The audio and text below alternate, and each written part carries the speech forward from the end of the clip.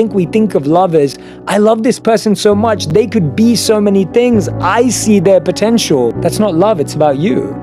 I define love as when you like someone's personality, when you respect their values, and when you're committed to helping them achieve their goals. Most relationships fall apart because we're forcing someone to change what they value. We're trying to mold them, and we're hoping that they'll contort and that they'll move and that they'll fold into valuing something else. So are you committed to helping them achieve their goals?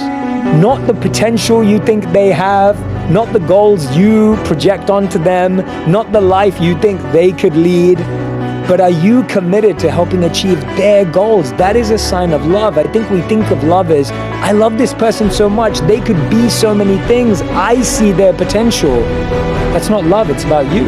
But if we can stay committed to helping our partner with their journey, with their healing, with their path, that's a sign of love. But I think as soon as we locate one of those fears or insecurities that we're projecting, we have to do something about it, because we could potentially derail our partners from the life they want to live. One partner has lived their dreams, and the other partner has either sacrificed theirs in building the other person's, or forgotten what theirs was in the first place. And that is such a common story that that person now in their 50s is reflecting and thinking, I can't get those 30 years back. Now, I actually believe you can start right now and start there. I don't think you have to get those 30 years back. But for those of us who are in an earlier stage in our relationship, I want you to pivot away from that happening. We all have a story that we're writing about love. And the interesting thing is that our mind makes us fiction writers. And we're writing our own fictional version of what our love story looks like. And it changes every single day. One day we feel like anyone would be lucky to have us, but then there's months that go by when we feel we're completely unlovable and we're not enough.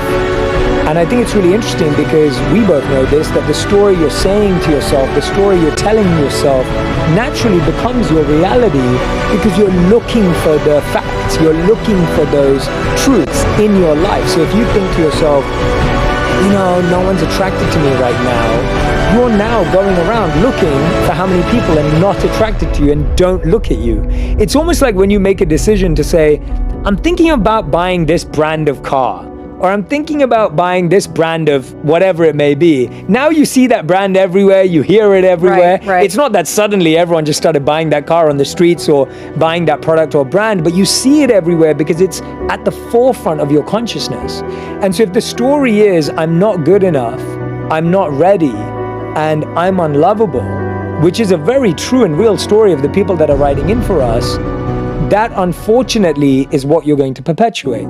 And that's why rule 1 is about what you do alone. Because if you're waiting for someone to love you, to believe you're lovable, that means you're saying that the day they change their mind, you're now immediately unlovable. And so you're deciding whether you're lovable or not based on whether someone else thinks you're worthy of love. There's this beautiful thought from Paul Tillich, and he talks about how in the English language we have 2 words for being alone, but we only talk about one of them, and that word is loneliness.